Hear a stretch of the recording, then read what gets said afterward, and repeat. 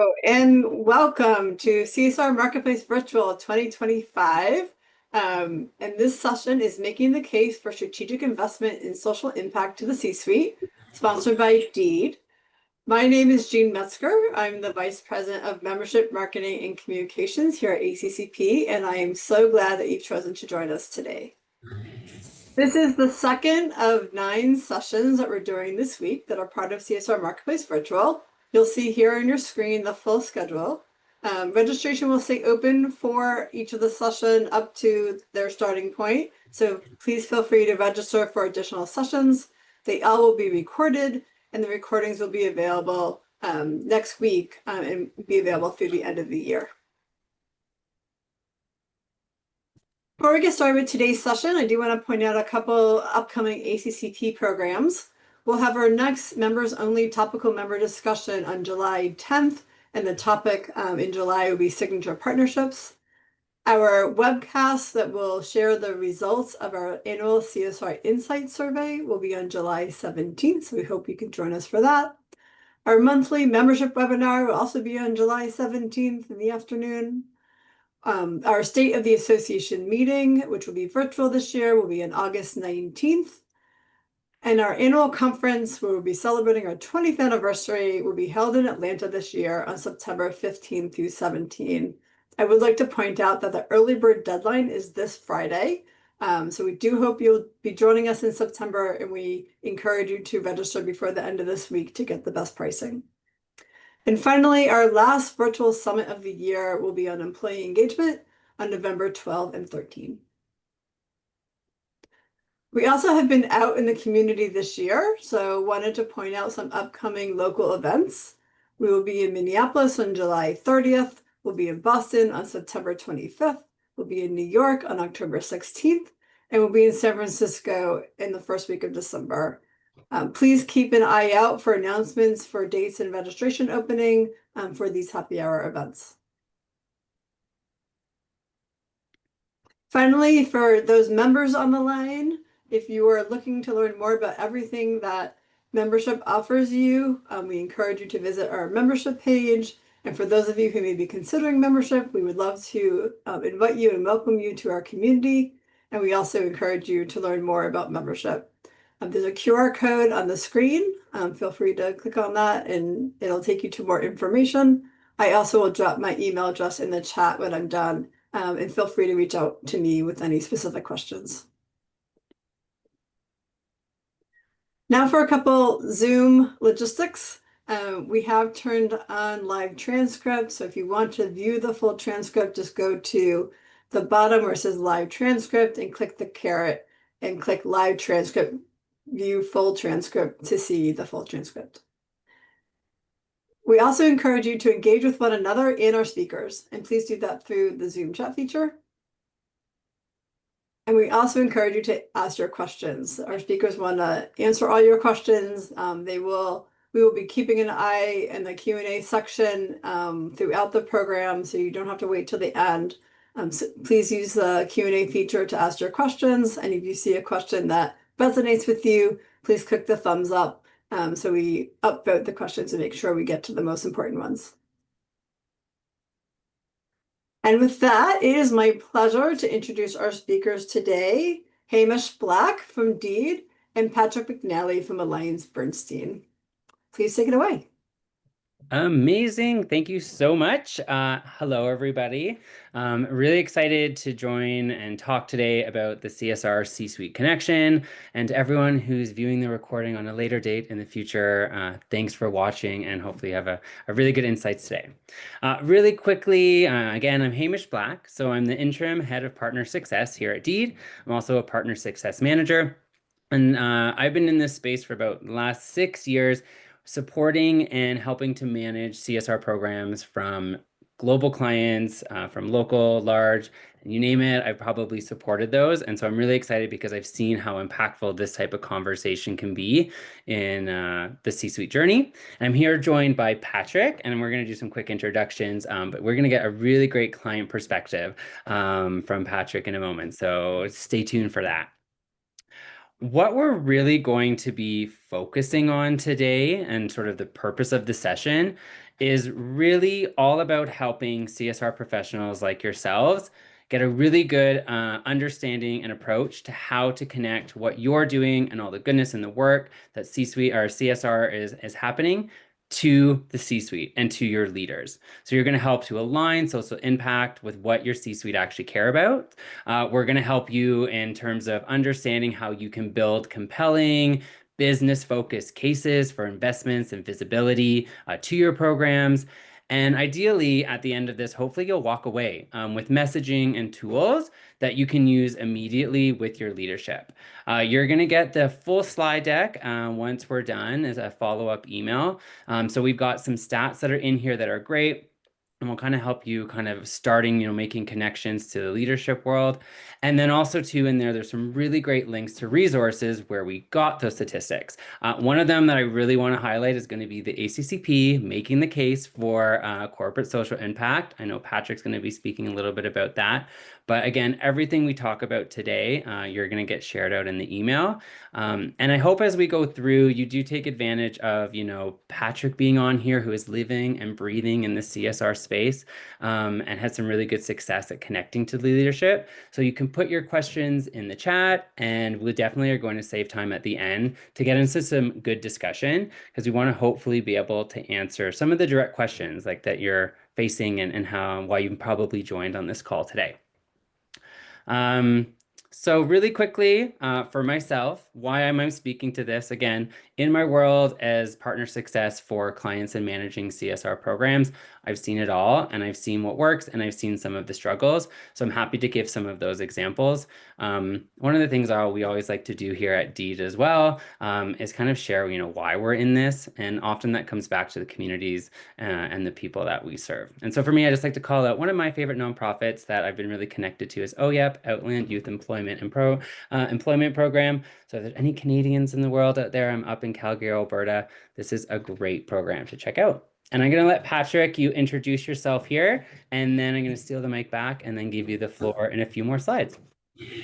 Thank you, Hamish, and thank you, ACCP staff. My name is Patrick McAnally. I am the Director of Community and Civic Engagement at Alliance Bernstein. We are a global asset manager with about 5,000 colleagues globally. We're in about 30 countries, about 60 different offices. We do institutional investments. We do private wealth investments for individuals. So if you have any questions on that front, feel free to reach out. But I think, the best job at the firm right now running this program. I'm frequently working out of New York, but I am based in where I am today in Nashville, Tennessee, in our global corporate headquarters. And my favorite nonprofit is World Central Kitchen. If you haven't heard of them, which I imagine most of you probably have, they do incredible work all over the world. My favorite thing about them is despite the circumstances of whether it is war or weather-related disaster, that they always show up, even when it is risky and dangerous. Chef Andres and his staff are always there.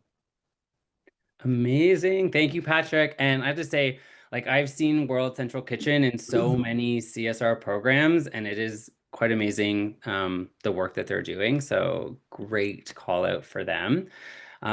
Which kind of then I think brings us to why this conversation matters.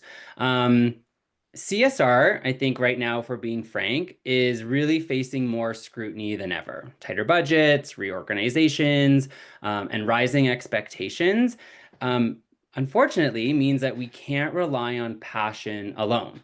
And while I think a lot of our programs, whether they're through giving, volunteering, granting, however we're making those impacts and why CSR, exists and the work that we do, it just sometimes isn't enough anymore.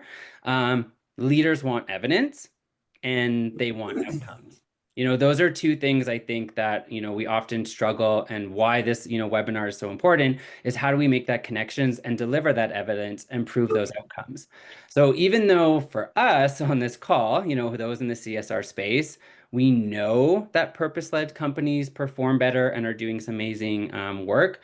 I think what we often find is the struggle to prove that internally. So as we go through this webinar, that's what we're really here to do, is help you make those cases and give your leaders what they're really looking for. So to start, I think across the board, what we need to really understand before we can start talking to leaders is understand what leaders care about. And these are kind of the real highlights that when you look at different teams, because I think what's important is that every company is different, priorities are going to shift. But if you're talking to a leader, you're likely going to be talking about one of these pillars. You're going to be looking at revenue growth, employee retention, profit margins, risk mitigation, and brand reputation. So it's really important because if your CSR strategy doesn't tie into one of these buckets, it's a lot harder to get buy-in. And that's sort of regardless of how meaningful the work is and how maybe successful some of your campaigns and your initiatives are. If you can't tie it back to these pillars, why are your leaders going to care? And that's what we're going to connect today. So on the other side of things, I think while we want to know what leaders care about, it's really important to define the CSR space and what we're doing so that we can speak correctly to the impact that we're having. CSR definitely has evolved. It's not just simple giving or volunteering anymore. It's definitely strategic, it's multidimensional, and it's an effort across different teams. And it's important that we're able to understand, highlight, and target what your CSR program is so you can tie it up to those important pillars for leadership. So I tend to see that programs fall into three areas and often will work together. So you have your people, community, and of course, planet. And so if you can have these really well aligned, it no longer is just extra work, it's value driving work. And it becomes part of the strategy that your leadership sees as really important to the business goals that they're really striving for.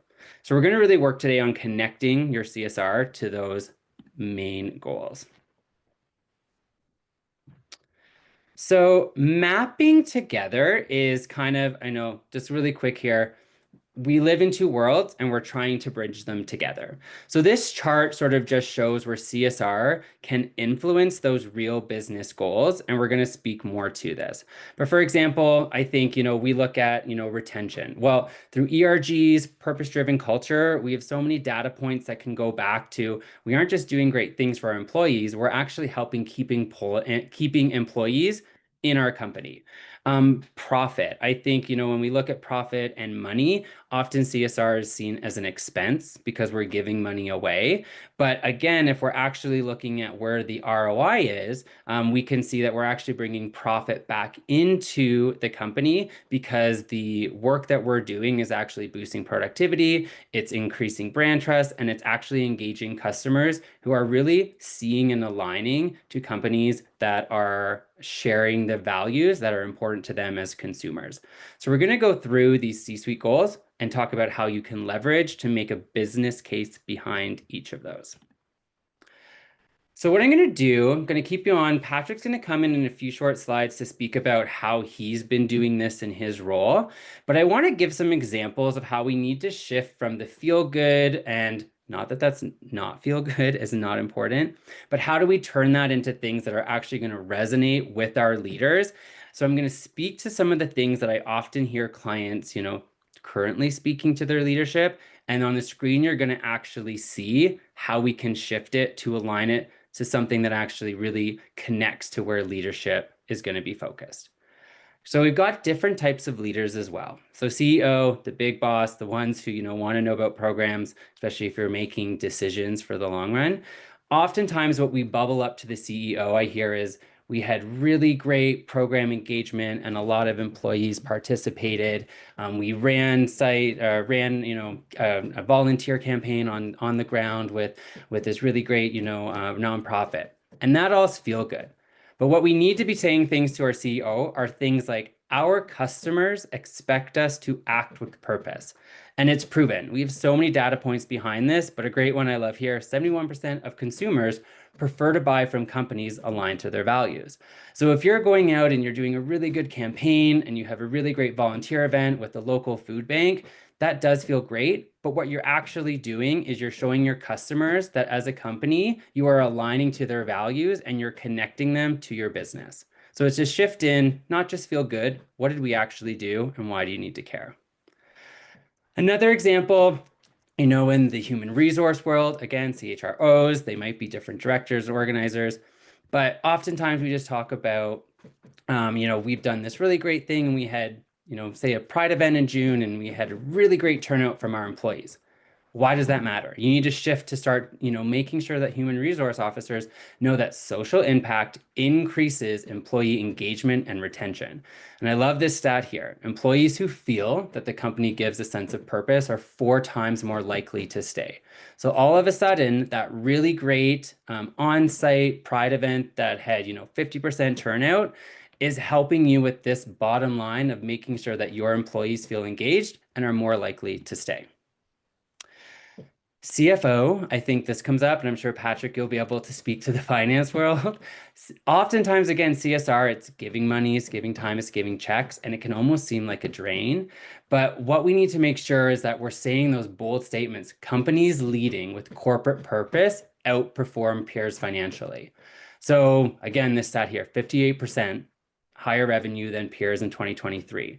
So your program, if it's already going, there's reason for reinvestment and expansion. If it's not, and you're looking to how do I convince my CFO to put some money into this? Well, if we want to differentiate ourselves from our peers, we can really lead with purpose by doing some really great CSR work that's going to help us reinvigorate and meet the bottom line. And finally, I think one of the other groups of leaders that we see is sort of the chief marketing officers, communications. And again, comes down to one of the big pillars, which is risk, brand reputation.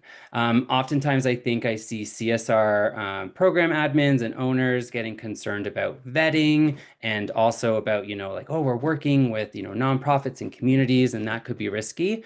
But it's proven that we actually see reduced reputational risk by acting proactively. And I love this stat that, companies with strong CSR and employee engagement programs actually have stronger brand equity and recover faster from reputational crisis. So it's a proactive approach to help make sure that you're staying ahead of, your brand's reputation and being able to recover. So many just examples of how you can change your mindset and how you speak about the feel goods and turn it into real purpose value drivers. And so I'm going to give it over to you, Patrick, as someone who's living and breathing this, to give us some insights and just share how your team sort of connected CSR to business outcomes and tips, tricks, and things that you want to highlight. Oh, I think you might be on a little bit of a mute still. What are we, There. 5 years into Zoom life and you still have trouble with the mute button? Apologies. Thank you, Hamish. It looks like there's a question in here, and I'm wondering, let's see, Deepa, I don't know if you had one that was an accident. So, Hamish, you see the question from Juliet. You want to take us out? Yeah, here, I'll read this one out. This is great. If your company is already a purpose-driven company, like providing life-saving, altering drugs to patients with diseases no other company is treating, how do you prove CSR activities is what is generating the purpose-driven effects on the employees and base and customers? That's a really great question. Do you want to handle that, Patrick, or do you want me to go? I'm right over here in financial services. No, I'll take a swing at it. And if anyone has ideas, and I'll say this right now before I get started, I'm going to try to keep an eye on the chat. I've got it on my screen down here beside me, and Hamish, you can help me out on that front as well. And I'm going to get into this here in a minute, but I think that you have to look for ways where you are connecting with communities that might be outside or adjacent of what your business exists for, or what your business purpose might be. So like I said, I'll get into a little more of that in just a second. Any other questions for Hamish before I get started? Pop them in the chat. Give them just a second while I give a couple of disclaimers. Number one, I am obviously a client of Deed. I have been with Deed for, what is it, Hamish, 3-ish years, a little over 3 years now, and have been one of their earlier clients, one of their larger clients, and have had such a great time with them building the platform. So if you don't know Deed, reach out to Hamish. He can get you connected to the right people. But such a great team, cannot say enough about them. And then disclaimer number 2 is that I am actually an ACCP board member as well, and get to work with our fabulous team members that you saw earlier. All of you are, of course, aware of this organization, know what they do, but I cannot speak highly enough for the work they do. And so grateful for what they provide our sector and our industry, and just the incredible resources. Hopefully all of you have seen the Making the Case document. If you haven't, I believe we'll share it, or we'll drop a link in the chat. I think it's already there at the very top. Jean dropped it in there. If you haven't read through that, it's certainly worth your time. We are going to head on several of the topics that are mentioned in there, but it provides a much more in-depth resource for some of the things we'll discuss. So I want to get started here with connecting CSR to the C-suite, a real-world perspective. So if you're looking at my video feed right now, actually, wrong button. He's not there right now, but that is my desk right there, that little screen. And then that is my CEO's desk. So some of the things I want to mention is just really about proximity and the importance of making not only your work as close to your leadership of your companies and your firms, but also yourself as much as you can. So I will, looking at this first slide, I frequently feel like I'm the colleague that is here. I have the very fun job. I get to walk around our communities around the world with a big bag of money and give grants away. And while that is true, it also sometimes leaves me feeling like, oh, thank you all for your work, for helping us make money. I'm going to go give some away. And so it is easy to feel disconnected from the priorities of the business. And so what I have been focused on in my time in AB, which is, I guess, it'll be 4 years and 4 days from now, is really thinking about how can I align our community and civic engagement program and all the elements of it, all the different programs, how can I align that with our company's mission, right? Alliance Bernstein's purpose is to pursue insight that unlocks opportunity. And so our various teams and departments thought about what is your own department's purpose. And so what we shaped is thinking about how do we leverage our resources and our people to support our communities worldwide. And that's what we are doing. And so it's kind of our own version of the company's purpose really infused into our programs. Another one of my strategies recently is thinking about how can I better understand our business. My background was initially in conflict management consulting. I worked mostly in the environmental space. From there, I went to do community engagement for a nonprofit called Leadership Tennessee. I worked with lots of leaders from all around the state, and it helped me land this job. I did that for about 6 years before I got kind of launched into the world of asset management. It was my first corporate job, and so much of what I was hearing on a daily basis was just flying over my head. One of the things that has been most beneficial is when I understand more and more of what my colleagues are doing on a daily basis, I better understand how the programs that I am running and how they can be involved can then be leveraged to support their business purposes. Kind of back to those 4 blocks that you saw, was it revenue growth, employee retention, profit margin increase, and then risk mitigation and brand reputation. How I can think about those 4 things and leverage these programs to push them all forward. And then number 3 here, find internal champions. I talked about that a little bit earlier. I'll get into it a little more on some subsequent slides, as I pointed out where I sit and then where my CEO sits. Finding your internal champions, sometimes they're in leadership, but sometimes they're leaders who may be a bit further, a few rungs down on the corporate ladder. Maybe they're entry-level employees, but finding those champions around your companies is really, really integral. I don't know, we can do some hand raising. How many of you are here? It looks like we've got around 50 people here, I believe, 53 people if we take out our host. do a little hand raise if you would consider yourself on a small team. So just in the chat, I think this will work. If it doesn't, we can move right along.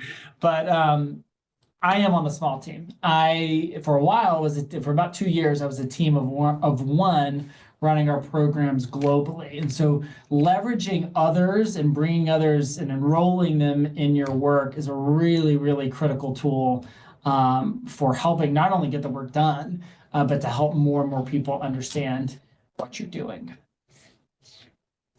Hamish, if you want to just advance us on to the next slide.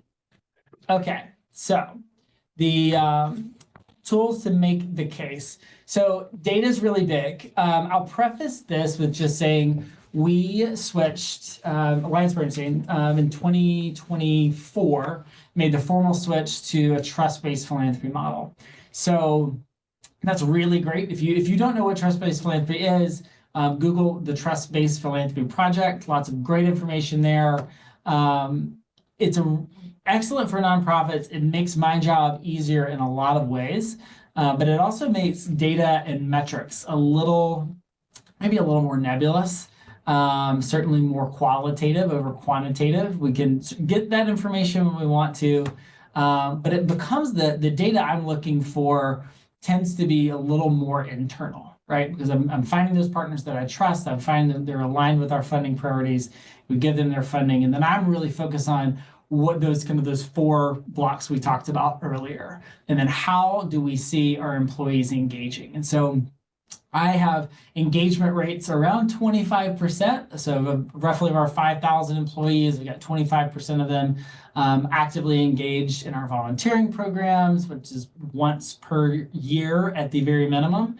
And then our gift matching program, which is at least one donation with a corporate match in any given year. And so we have an ambitious goal to double that number this year. We're already at just about 32%, I believe, somewhere around there, right at the halfway mark of the year. So we're making some great progress toward that goal. But we're excited to do that because that is really driving what is our most important aspect of our program. The data and the metric that we care most about is our employee engagement. So finding out what is important to your core stakeholders here, which obviously in terms of the headcount for your team, for yourself, and for the budget that is allocated to your salaries and to the programs that you're running, finding out what's most important to leadership is critical. So for me, that is our engagement numbers with our employees. And it helps, when we get mostly anecdotal, but some data around employee retention of what is important to you, what are the things about AB that make you love this firm, that make you want to stay, that keep you from taking jobs in other places. We find those to be really, really important. So you see some of the points there. I'm not going to read all of these to you, but I'll give a plug to Deed here. I think I saw Christine on here. They have an excellent dashboard. If you have another vendor, utilize those dashboards, try to build them out. If they're customizable, which ours are, it's a fantastic way to build some quick reference guides that help you pull data and statistics at a drop of a hat that help tell that story about how you are helping to engage employees, helping to retain those employees, to build morale, and how the programs that they have funded really can make a difference. Kind of block 2 here, so messaging that resonates. So framing CSR in terms of ROI, risk mitigation, and brand value. I don't think I fully finished the thought earlier. One of the most important things that I've been doing is learning more about our business. So this is really also including learning the language of our people team, so our human resources function, learning the language of our legal and compliance teams. And so when they're thinking about what is most important to them, to that particular stakeholder, what are the things that legal and compliance are most concerned about in terms of my programming and the things that we touch. Learning that language and using various tools. ChatGPT is one of my very best friends, especially when I'm looking at areas and subject matters that I am not an expert, having a little bit of knowledge and feeding that into your prompts, as you're kind of putting your outputs together for reporting and for presentations, can be extremely compelling when people read. It's that representation piece, right? When people are reading data, particularly if you're trying to tell a story that's using language that they understand. And then allies that amplify, there's a little bit of overlap here, but you see these groups that we have, and I mentioned the importance of champions earlier. One of the things that I have it's made an incredible difference. I have begun to become more and more comfortable with letting go of, I'm gonna call it power, right? It's the responsibilities of my role, things that I can directly control, and really giving opportunities, particularly to junior colleagues, giving opportunities for people to really run a program or run it. Maybe it's not a program, maybe it's an initiative or it's an event. And giving people that real world experience is great, not only professionally, but it gives you an extra set of hands, and it also gives you another person who's telling your story. So that really is the piece that I focus on a lot, is what can I do, whether it's giving someone an opportunity to lead or giving someone the opportunity to have a particular experience, specifically with our executive leaders. How can I give them these opportunities that give them kind of firsthand voice to why these things are important, not only on a personal level, but what they also see with our other colleagues? That is amazing. And I think one of the things I hear with allies, a lot of CSR programs are like yourselves where it's team of one and you don't need to do this alone. I think that's where a lot Yep. of people worry or get caught up on, but leaning on and connecting your teams, I'm going to talk about that a little bit later, tools, it's so important because you don't need to do this by yourself and you can have those champions. Awesome. I completely agree. I Finding the champions is really critical. Champions is big. I always find, time goes by so fast when you're having fun. I wanted to just go through a few tools, and I might pull you in, Patrick, for maybe some insights if you use these. But I think right here, when we're looking at the investment piece and your own program, this is a really great simple way to start. You have basically a really nice table, and you can go left to right or right to left. But if you start with your business drivers, so as Patrick mentioned, you need to understand what's important to your leaders because it's not going to be the same for every company. Everyone's at different stages, have different focuses. But once you've mapped those out, then being able to fill in how CSR is contributing and then backing that up with data is really going to be your starting point to how you build the narrative. I won't go through all of these, but there's some really great points, and there's even more data that you can get in the resources that will be shared. But for those who are asking, like, where do I start? How am I going to connect this to my leadership? If you understand what your leaders care about and you can then connect it to your contribution, back that up with data, and then you start sharing that story with your allies and your friends, your leadership can't help but sort of get bombarded and see the actual impact that you're doing. So this, I think, is just a really nice tool and some work that we've done with other clients to be able to say what is important and how are we going to map it. Another thing I want to go to is how we're seeing a shift in CSR from sort of like tactic to strategy. I think, CSR used to be a little bit siloed where we'd be looking at these one-offs, reactive, and like sort of feel good. But really, what I'm seeing is when we shift from just sort of like siloed engagement to more of a long-term, structured, that's where we see value in this strategy. And I want to connect these because I think these two buckets, if you feel that you're living in the world on the left, how do you move to the world on the right is so important because it's going to create this really nice flywheel of being able to not just talk about right now, but the future and the alignment of your CSR program as being a core component to your business strategy overall. So I'm going to just move. We will clean this up, some cosmetic work here. But a lot of the things that we see here, basically to summarize, if you're living in a tactical world, typically that's going to be very reactive, siloed, and you're really kind of stopping at measuring by participation. And you need to move that to be a little bit more strategic. So you're being proactive, things are becoming integrated. And then, as Patrick sort of, you're measuring by business value. So that shift is really what is going to allow to kind of get that continued investment, executive sponsorship, and it becomes this really nice, beautiful, self sort of fulfilling cycle. Um, when we look at the flywheel, this is where I see a lot of really strong CSR programs at taking a really high level approach to bring this all together. So every time that you have a CSR action, that's an attempt to really prove that you are purpose driven, that you're engaging with your employees, and that you're, doing the work. And then what happens when you're doing that work is you get now all of a sudden employees who are finding their purpose, finding meaning, finding alignment to your company. And the real great piece is now you have measurable impacts. So all the work that you've strategized and you're seeing your employees, you can now start to be very intentional with the data that you're pulling up so that you can take that back to your KPIs. And as Patrick mentioned, align it up to your leadership.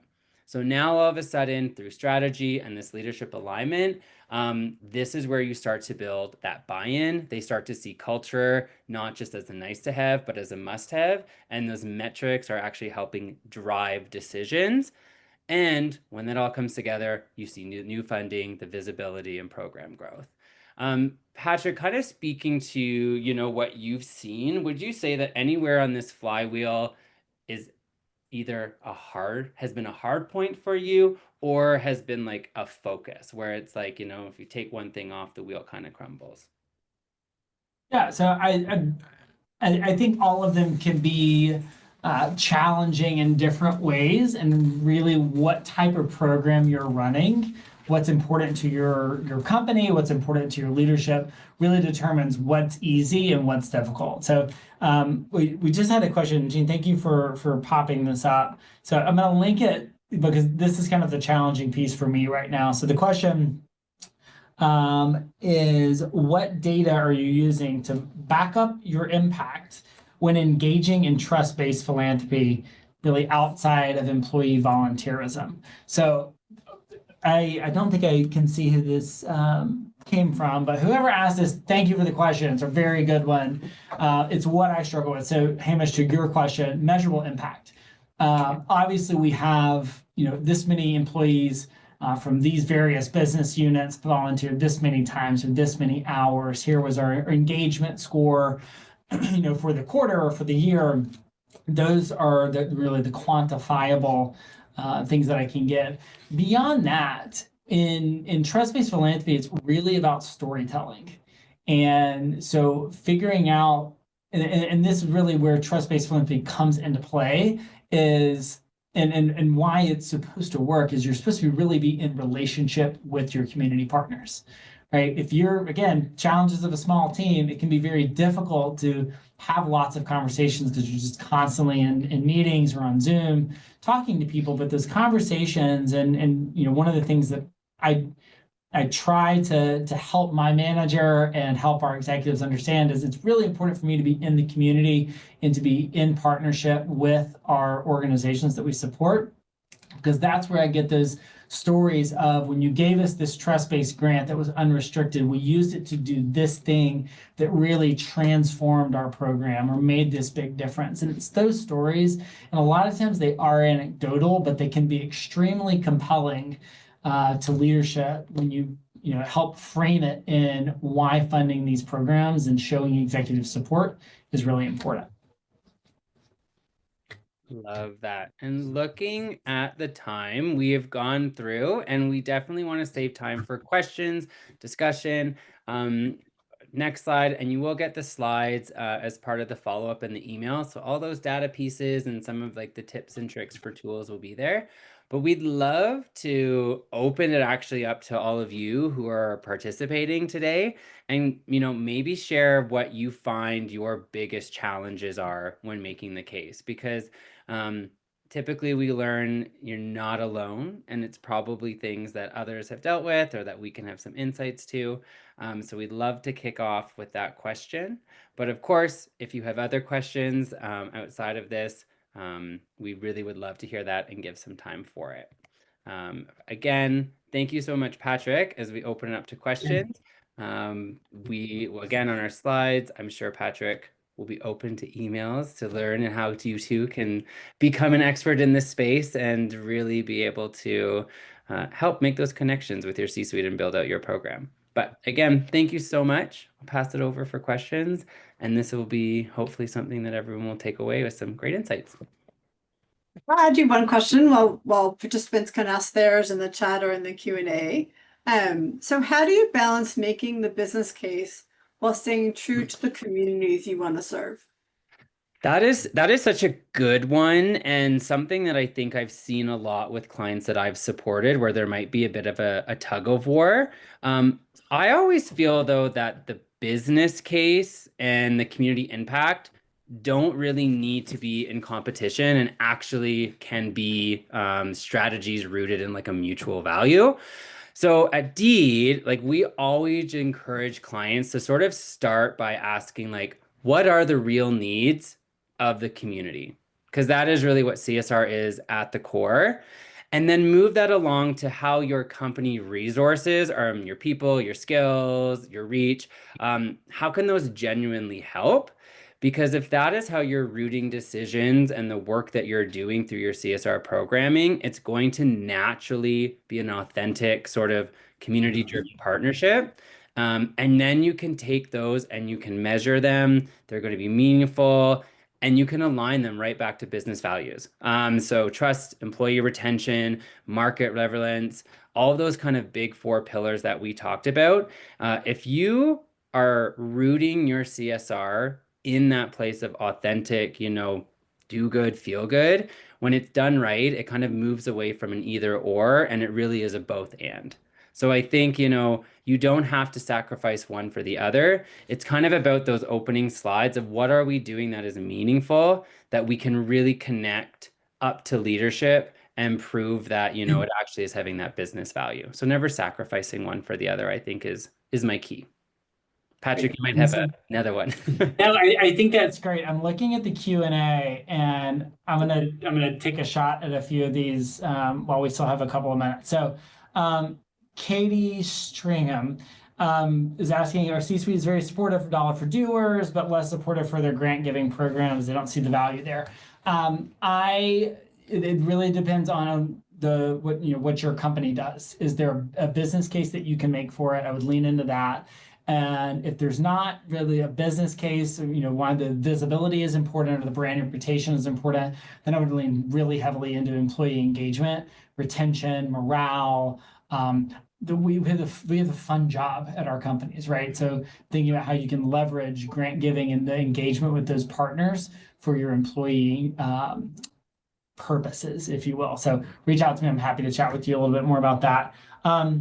Someone asked about a B2B company and making the case there can be tricky as opposed to B2C.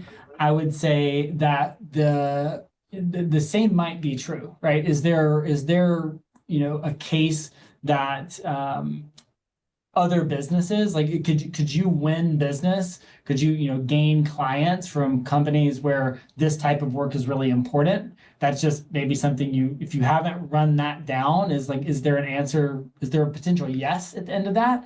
And then same thing with your employees. If I don't, again, I think this was anonymous. I don't know the size of your company, but if there's an employee engagement string to pull there, I would certainly do that for anybody. I don't know, somebody tell me that we're out of time, but please feel free to reach out. I'm happy to just have a one-off conversation and chat about it. I want to get to the ERG and DEI department. So I've always sat beside our DEI team. On July 1st, we are becoming community and belonging. It's kind of the next iteration. I'll be really candid. It is a response to the environment that we're in right now, but we also think that it's a great next step for us because it makes a lot of sense, because employee engagement and retention and morale, so much of the work of our DEI team and our ERGs.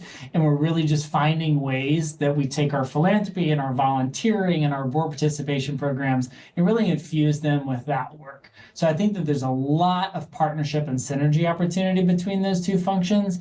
And then how you talk about them is probably a question for your legal team. It certainly was for us. But I think that there's a lot of opportunity there.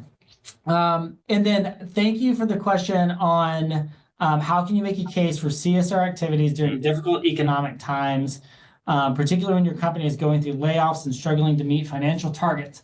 Excellent question. I have an answer for you. If your company or your because less important for a foundation, but if your company does not have a donor advised fund, I can help you get one.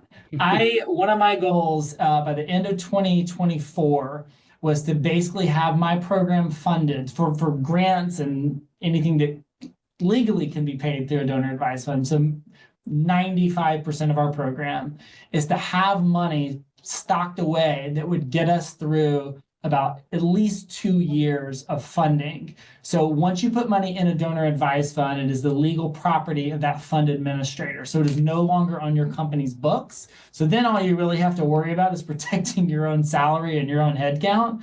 But you can say, well, like what I can do now, and by the end of this year, I'm actually going to double, if not triple. I'm going to have 4 to 6 years of my program funded, the money sitting in a donor advised fund that is growing, so that when the market goes down, it will happen. It is cyclical. When it goes down, I don't have to cut grants to our partners. I don't have to stop the volunteering sponsorships. I don't have to, cut our grants program by 50%. I have that money set aside. It's my rainy day fund. So again, that's a donor advised fund. Plug to my business here. This is one of the things that we do. Please reach out if you have any other questions. I think I got through all 4 that were in there. You did great. And I want to speak to that last one because I think I'm seeing this question for so many clients right now. I mean, it's super important and super delicate. It's just the reality of the times. I think one of the things too is like reframing the conversation during these times is so important. So instead of like now's not the time necessarily for asking for more budget, but reframing it to be like, how can our CSR program help drive retention, de-risk reputation, or like engage the remaining employees that we have so that you're actually, helping to maintain morale, support brand trust, demonstrate your company's values. Because while you're scaling back, it doesn't mean that you have to lose your CSR program. And I see a lot of things that are happening right now is that focus on high impact, low cost initiatives, skill-based volunteering, employee storytelling, or partnerships with nonprofits. These is a really great time that you can highlight and use those so that you're showing the value of what CSR is doing during the hard times. That's not necessarily just tied to larger amounts of money if you don't have the DAF set up right now. So I think that pivot is really important right now because during downturns, it's not about spending more, it's about that smart investment. So people, purpose, long-term trust. If you can get that narrative to your leaders, that's something that they might be able to really understand how you're going to contribute during tough times. With that, I want to say thank you to Patrick and Hamish. This is a great session. I hope all the participants really enjoyed it.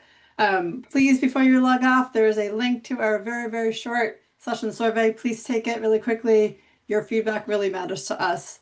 And with that, I hope to see all of you at a future ACCP program very soon. Thanks, everyone. Thanks so everyone. much, Take care. everybody. Thank you.